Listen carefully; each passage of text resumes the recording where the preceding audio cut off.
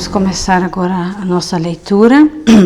Primeiro no livro de Hebreus, capítulo 11, e nós vamos ler os versículos 31 a 37. E depois nós vamos ler no Evangelho de Mateus. Hebreus, capítulo 11, versículo 31 a 37. Pela fé, Raabe, a meretriz, não pereceu com os incrédulos, acolhendo em paz os espias. E que mais direi? Faltar-me-ia o tempo contando de Gideão, e de Baraque, e de Sansão, e de Jefté, e de Davi, e de Samuel, e dos profetas, os quais pela fé venceram reinos, praticaram a justiça, alcançaram promessas, fecharam as bocas dos leões, apagaram a força do fogo, escaparam do fio da espada, da fraqueza tiraram forças, na batalha se esforçaram, puseram em fuga os exércitos dos estranhos.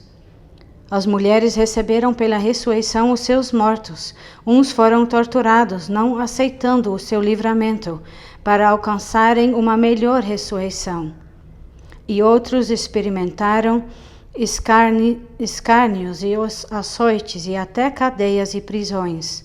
Foram apedrejados, cerrados, tentados, mortos ao fio da espada. Andaram vestidos de peles de ovelhas e de cabras, desamparados, aflitos e maltratados. Agora no Evangelho de Mateus, capítulo 7, versículo 13 e 14.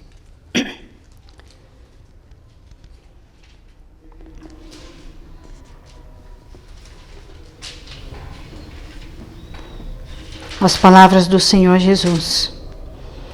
Entrai pela porta estreita, porque larga é a porta e espaçoso o caminho que conduz à perdição, e muitos são os que entram por ela.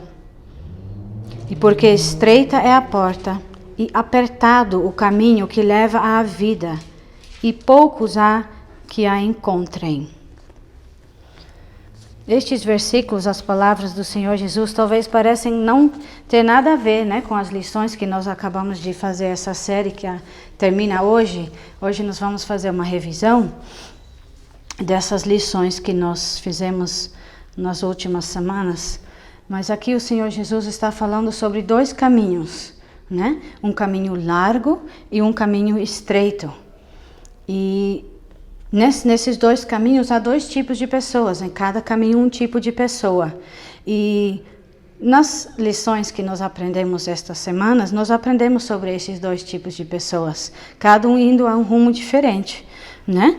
Nós aprendemos sobre pessoas indo em direção ao livramento, que é a salvação que vem do Senhor e no final o céu, que são os crentes no Senhor Jesus. E pessoas indo para a direção do julgamento, os incrédulos, pessoas que rejeitaram a Deus. E são esses dois caminhos que o Senhor Jesus está falando. Eu vou aqui pegar os nomes das pessoas sobre quem nós aprendemos e vocês me falam em que categoria vocês acham que eles vão. Samuel. Crentes? Sim, ele era um crente no Senhor, né? Acã. Se lembram da lição de Acã? Incrédulo, sim. Raabe. Sim. Não esperada, né? Porque ela nem era do povo de Deus, né? O povo de Laís, da cidade de Laís. Isso. Gideão. Sim. Saul. E por último, Ruth. Isso. Então, nós aprendemos sobre todas essas pessoas, né? Que caem nessas duas categorias. Acã, vocês se lembram da nossa primeira lição, ele era um ladrão. Ele desprezou a palavra de Deus, não obedeceu, né? Querendo roubar o que Deus tinha falado que não era para pegar. E Laís, aquela cidade egoísta que achava que estava tudo bem e não se protegia, achando que não existiam inimigos, e no final foram tomados pelos inimigos, né? E Saul, o rei, muito orgulhoso, nós aprendemos sobre ele nessas 2 semanas passadas, como ele rejeitou a Deus, né? E o que todas essas pessoas têm em comum? Várias coisas. Todas essas pessoas buscaram seus próprios interesses, né? Sem Deus, como se Deus não existisse, né? Acã, ele estava pensando só naquilo que ele queria ter para si. E Deus tinha falado o quê? Sobre as coisas que ele roubou, vocês se lembram? Eram coisas que eram para ser destruídas? Não, eram coisas que o povo de Deus teria que separar para servir a Deus, para usar para o serviço do Senhor no tabernáculo. E ele pegou para si o que pertencia a Deus. Então, ele estava buscando seus próprios interesses. E todos eles ignoravam as leis e os mandamentos de Deus, né? E todas essas pessoas queriam somente uma vida boa aqui, agora. Não estavam pensando no futuro, né? Só queriam ser felizes agora. Por exemplo, a cidade de Laís. Vocês podem me dar um exemplo de como o povo de Laís era assim? Que eles só queriam ser felizes agora? Vocês se lembram? Não? Pode falar, Júlia. Não? É que eles não estavam preparados, né, para o futuro. Eles não tinham um exército, uma polícia, nada para proteger a cidade, porque achavam que estava tudo bem. E nunca pensaram no futuro, que podia chegar um dia um inimigo. E no final foram destruídos, né? Eles desprezaram estas coisas que Deus tinha falado. Então, nesse grupo de crentes, há várias pessoas bem, assim, pessoas que nós não esperavam estar neste grupo. Por exemplo, Raabe. Quem era a Raabe? Vocês se lembram? Onde ela morava? Jericó. E o que aconteceu com Jericó? Vamos, vocês sabem, até as crianças pequenas sabem disso. O que aconteceu com a cidade de Jericó? Foi destruída. Raabe, ela morava no meio desse povo e ela era uma pessoa muito imoral, né? Vocês sabem o que era o trabalho dela antes de conhecer a Deus. É muito triste. Não é uma pessoa que você esperar, né, crer em Deus e ser salva por Deus. Mas sim, ela foi salva por quê? Não porque ela fez alguma coisa boa, mas é que ela colocou a sua fé no Senhor. Ela tinha ouvido falar sobre o que Deus tinha feito para o povo de Israel. E ela creu no Senhor. E por isso que ela também, né, ajudou os espias a se esconderem dos inimigos. E ela foi abençoada por Deus. Gideão era uma pessoa bem simples, filho de um lavrador, nada especial, não era uma pessoa famosa ou rica, mas ele foi usado pelo Senhor, ele colocou sua fé no Senhor, né? E Deus abençoou grandemente ele. Ruth e Raabe são 2 mulheres que aparecem lá em Mateus, no primeiro capítulo de Mateus, se vocês quiserem abrir, vocês vão ver que tem aqui a genealogia do Senhor Jesus Cristo. O que é uma genealogia? Vocês sabem?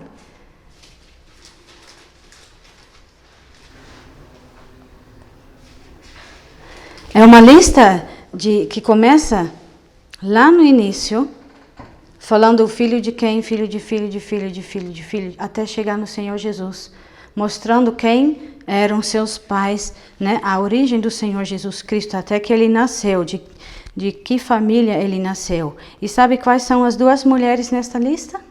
Raabe e Ruth. E Maria também, né, a mãe. Raabe e Ruth, 2 pessoas gentias, não pertenciam ao povo de Deus. Então é muito surpreendente, né, que elas estão nesta lista como mães do Senhor Jesus. né? Que o Senhor Jesus nasceu da família delas. Elas nem pertenciam ao povo de Deus. Mas Ruth, como a Raabe, creu no Senhor. Como foi que Ruth conheceu ao Senhor? Vocês se lembram? Ela morava no país chamado Moabe. Ela não morava em Israel. Então, como foi que ela ouviu sobre o Deus verdadeiro? Vocês se lembram?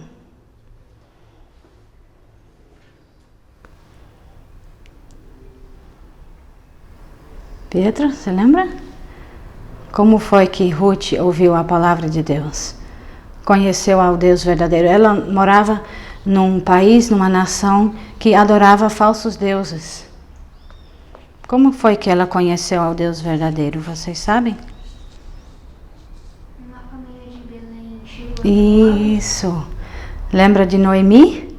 Né? Com seu esposo e 2 filhos que saíram de Israel porque estavam com muita fome e foram para Moabe. E Ruth se casou com um dos filhos de Noemi, né? Ele morreu e ela continuou com sua sogra e ela viu a vida de Noemi. Através de muitas dificuldades, Noemi continuou confiando no Senhor. E Ruth viu isso e ela creu no mesmo Deus que Noemi, né? Lembra quando Noemi disse, quando ela voltou a Israel, ela disse, fiquem aqui, Orfa e Ruth, né? E Ruth não quis ficar. Ela quis ficar com Noemi para servir a Deus, ao Deus verdadeiro, que Noemi também adorava, né? Ela não queria mais ficar com seu povo, com seus pais, talvez, ou irmãos, com sua cultura. Mas ela foi com a Noemi porque queria realmente servir ao Senhor. Então, também tem Samuel. Vocês aprenderam sobre ele, bem conhecido, Samuel, né? Que ele foi chamado ainda menino. E que ele estava pronto a ouvir o Senhor. Ele creu no Senhor e ele serviu ao Senhor no templo desde pequenininho, né? Então todos eles são exemplos de fé. Nós lemos alguns versículos no capítulo 11 de Hebreus. Lá tem uma, como às vezes as pessoas chamam, a galeria dos heróis da fé. Exemplos de muitas pessoas que creram no Senhor Jesus, que colocaram toda a sua confiança somente em Deus para a sua salvação e para a sua vida. E nós lemos, né, que algumas dessas pessoas estão também nesta lista. Então, o que é ter fé no Senhor? Fé no Senhor quer dizer que nós colocamos nossa confiança nele, que nós admitimos que nós mesmos não conseguimos nos salvar dos nossos pecados. Todos nós somos pecadores, todos nós, de alguma forma ou outra, nós temos ofendido a Deus com os nossos pecados. Mesmo crianças, jovens, nós já somos pecadores, né? Mas essas pessoas que creram no Senhor tiveram, como se pode até dizer assim, coragem de admitir que eram pecadores, que foram humildes, que não pensaram sobre si de uma forma muito grande. Não, eles admitiram que eram pecadores e que precisavam do Senhor. E Deus abençoou grandemente com salvação e também ajudando eles na vida, né? Eles foram muito abençoados na vida e usados por Deus. Então tem essas 2 categorias, tem também, né, os incrédulos e os crentes. E os crentes estão indo com a esperança de um dia ter um grande livramento. Já foram livrados do pecado, da culpa do pecado, e um dia vão poder estar no céu com o Senhor para sempre. Mas os incrédulos, as pessoas que rejeitaram a Deus, mesmo pessoas que ouviram muito a palavra de Deus, estão indo para o julgamento, o inferno. E uma pergunta que muito me preocupa é: em que caminho vocês estão indo? Em que direção?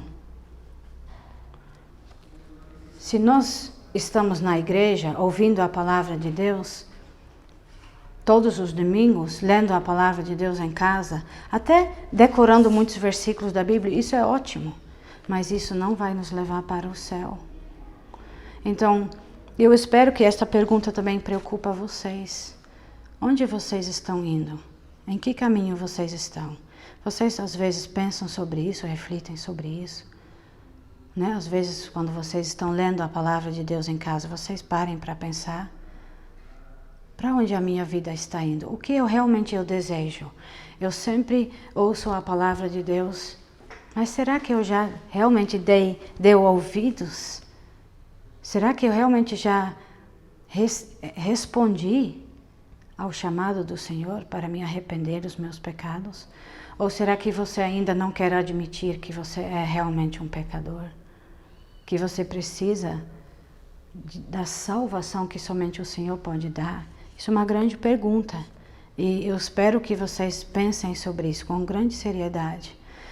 Sabe, a Bíblia não nos fala a data da nossa morte, né? Nem do fim do mundo. Mas a Bíblia nos fala o tempo, qual é o melhor dia para buscar a Ele. Sabia? Que a Bíblia fala o dia que é o melhor para buscar a Ele? É hoje, que a Bíblia fala. Porque nós não estamos só vivendo aqui agora. Nós estamos indo em alguma direção. A nossa vida está caminhando para algum fim. E por isso que é uma questão muito séria que vocês precisam considerar. Qual será o fim da minha vida? Por isso que para mim é uma grande preocupação para vocês. Eu penso muito sobre isso em relação a vocês. Para onde eles estão indo? Com que coisas estão preenchendo a vida? Será que realmente considerem as coisas que ouvem aqui? Porque pode ser que, igual a Acã, o povo de Laís, Saul, vocês estão correndo para um grande perigo. Mesmo sendo uma boa criança, uma boa pessoa, estudando, obedecendo aos seus pais, vocês precisam reconhecer que vocês precisam da salvação do Senhor, do perdão de seus pecados. Ou vocês estão se escondendo de Deus, igual Acã fez, achando que Deus não estava vendo, né? Achando que ele podia esconder seus pecados de Deus. Talvez ninguém vê seus pensamentos, né? Pode ser que externamente você não peca assim abertamente contra o Senhor, mas nos seus pensamentos e os seus desejos, como são? Quais são os seus desejos para a sua vida? Essas são perguntas que vocês precisam pensar.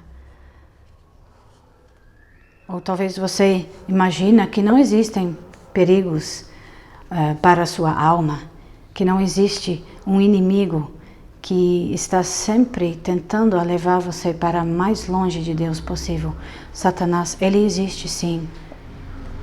Mas talvez como o povo de Laís, vocês imaginam que está tudo bem. E que um dia sim você vai buscar a Deus, mas agora ainda não.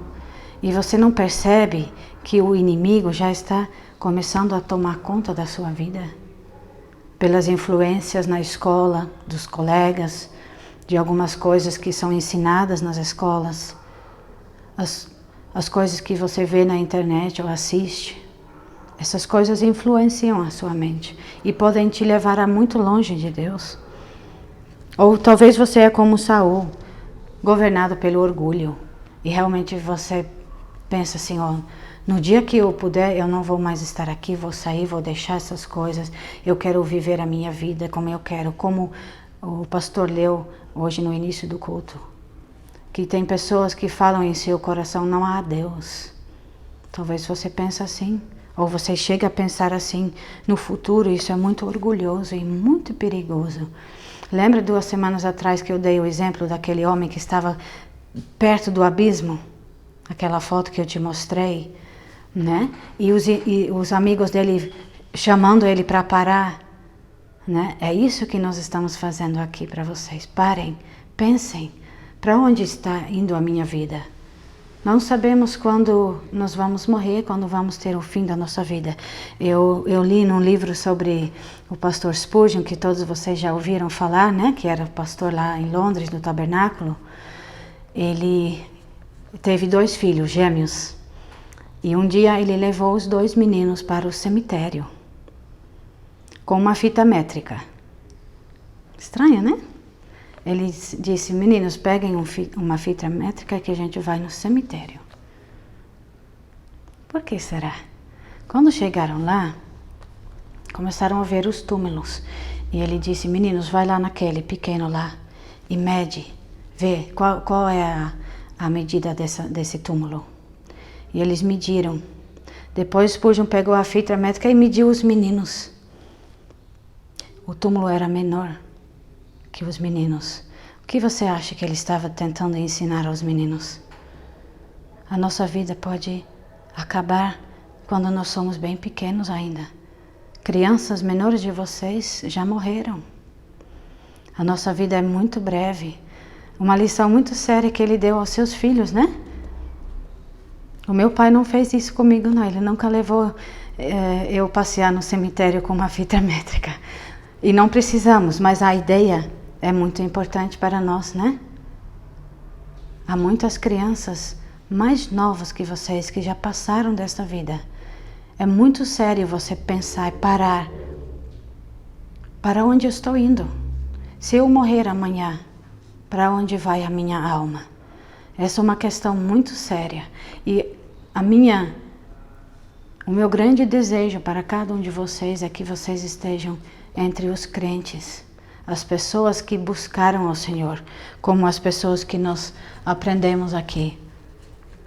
Pessoas como você e eu. Raabe era uma pecadora muito grande, mas Deus salvou ela. E nós podemos ser assim também.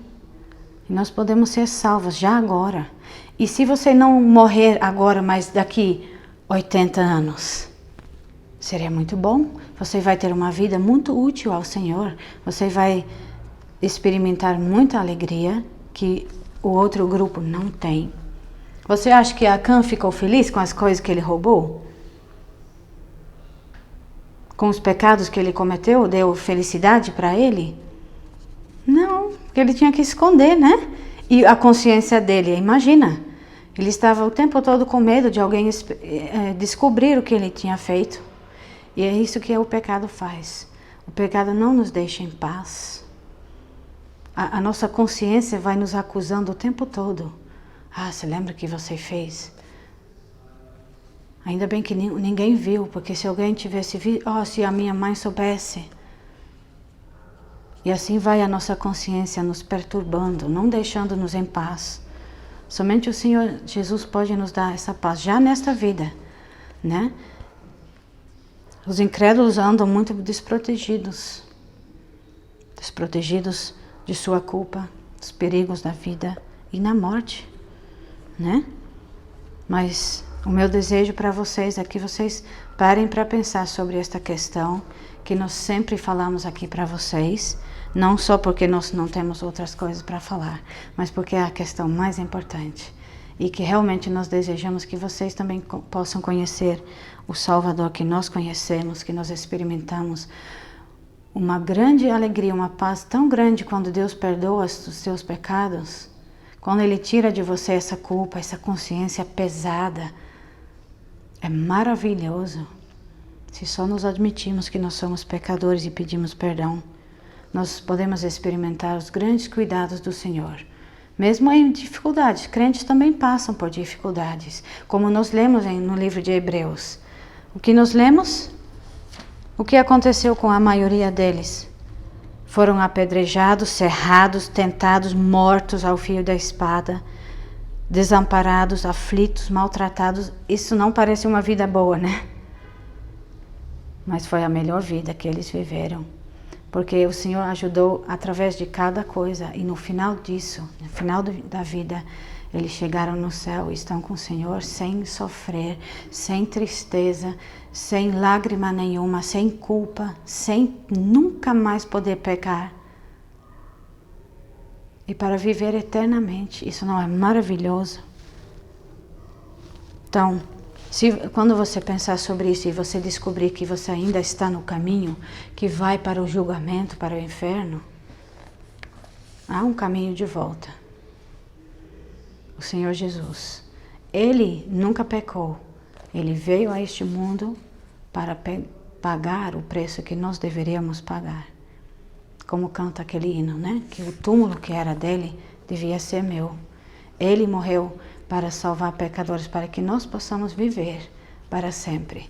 Então, eu espero que vocês entendam que nós falamos estas coisas com grande cuidado, com grande carinho para com vocês, com desejo que todos nós aqui, possamos conhecer o Senhor Jesus Cristo para a nossa salvação.